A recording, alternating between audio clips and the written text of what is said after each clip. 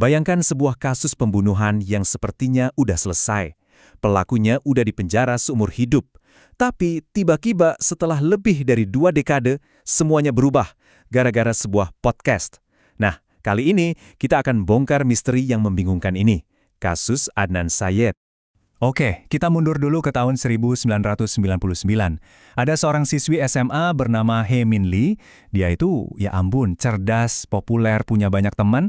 Kelihatannya masa depannya cerah banget. Tapi semua itu sirna begitu saja ketika hidupnya yang penuh potensi berakhir secara tragis. Nggak butuh waktu lama, setahun kemudian kasus ini sepertinya udah selesai. Case closed. Mantan pacarnya, Adnan Syed, divonis bersalah. Hukumannya, penjara seumur hidup. Titik. Nah, ini dia pertanyaan besarnya.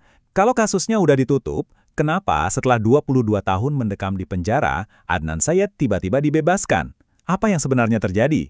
Yuk, kita telusuri bareng-bareng. Oke, untuk bisa paham semuanya, kita harus kembali ke awal. Kita mulai dari tragedi pembunuhan Hae Min Lee. Penting banget untuk kita ingat, Hae Min Lee ini bukan cuma sekedar nama korban di berita. Dia itu pribadi yang nyata. Dia pindah dari Korea Selatan ke Amerika pas umur 12 tahun. Di sekolahnya, Woodlawn High, dia itu dikenal sebagai anak yang ceria, populer, dan supel banget. Dia juga atlet, main lacrosse sama hoki, bahkan jadi manajer tim gulat putra. Di luar sekolah, dia kerja paruh waktu, bener-bener sosok yang penuh kehidupan. Jadi ceritanya begini. Tanggal 13 Januari 1999, Hae selesai sekolah seperti biasa, tapi setelah itu, dia lenyap. Dia nggak pernah muncul buat jemput sepupunya, keluarganya panik, lapor polisi malam itu juga. Bayangin, selama hampir sebulan nggak ada kabar sama sekali, sampai akhirnya ada penemuan jasad yang terkubur sebagian di Lakin Park. Dan ya, itu adalah Hae. Awalnya polisi kayaknya buntu, nggak ada petunjuk. Sampai ada satu telepon misterius dari orang anonim. Telepon itu cuma nyebutin satu nama, Adnan Syed, mantannya Hae. Dan boom! Seketika itu juga, fokus polisi langsung tertuju pada dia. Dia jadi tersangka utama. Oke, jadi Adnan jadi tersangka utama. Tapi pertanyaannya, buktinya apa? Nah, disinilah kasus ini mulai jadi aneh. Karena ternyata seluruh kasus yang dibangun jaksa itu pondasinya rapuh banget. Ini yang paling gila. Nggak ada sama sekali bukti fisik. Nol.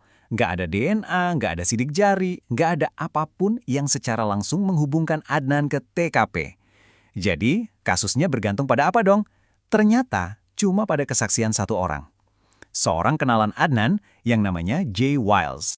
Dan cerita J ini detailnya luar biasa. Dia ngejelasin runutan kejadian hari itu jam per jam, mulai dari Adnan yang katanya minjem mobil dan ponselnya, sampai momen Adnan nelfon dia buat minta jemput, terus nunjukin mayat Hae di bagasi mobil.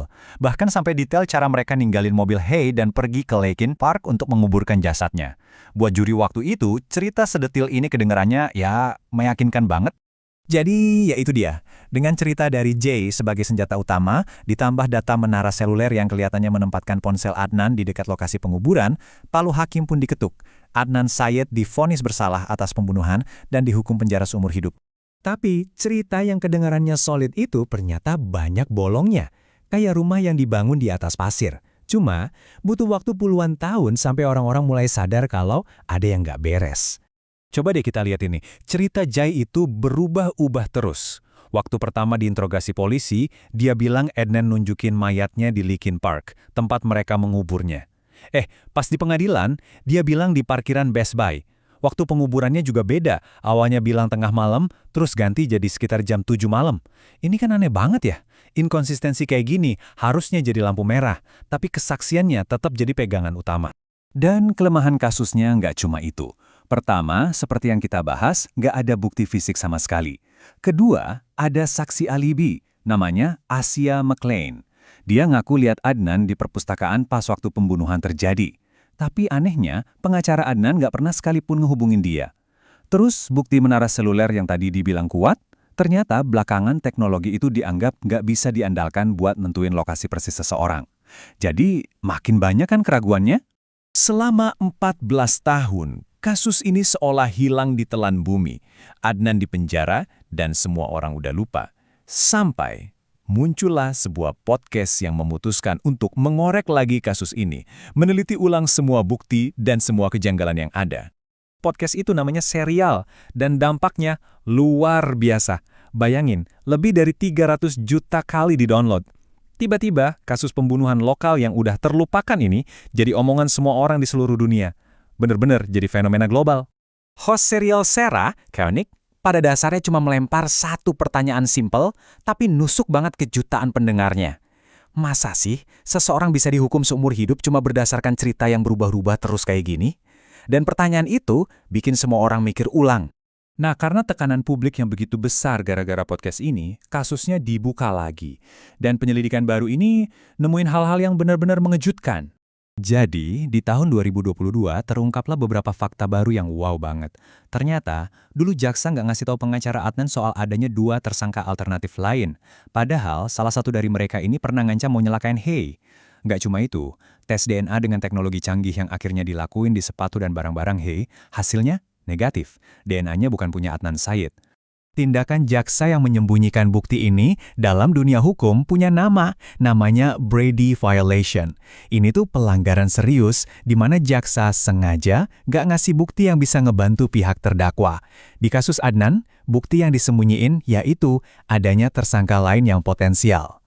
Dan akhirnya, karena adanya pelanggaran Brady ini, ditambah bukti-bukti baru lainnya, pengadilan pun mengambil keputusan besar. Vonis untuk Adnan Syed dibatalkan. Setelah 23 tahun di penjara, pada September 2022, dia akhirnya keluar sebagai orang bebas. Oke, Adnan bebas. Tapi tunggu dulu, membebaskan Adnan Syed kan nggak berarti kasusnya selesai.